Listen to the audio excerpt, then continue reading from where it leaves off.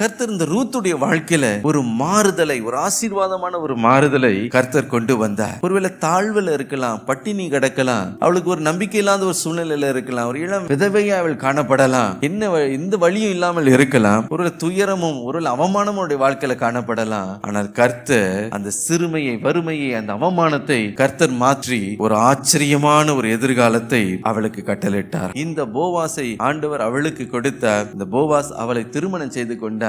இந்த ரூத் எப்படி மாறினா மிஸ்ஸஸ் போவாஸாய் மாறியாச்சு, மிஸ்ஸஸ் ரூத் போவாஸ் அப்படி மாறியாச்சு. கொஞ்சம் நினைச்சு பாருங்களேன், அந்த திருமணத்துக்கு முன்பதாக அவள் நிலைமை எவ்வளவு பரிதாப சிறுமையில வறுமையில கிடந்தாலும், ஆனால் திருமணத்துக்கு பிறகு பாருங்க, போவாசுக்கு என்னெல்லாம் அந்தஸ்து இருந்ததோ அதெல்லாம் இவளுடைய அந்தஸ்தாய் மாறிச்சு.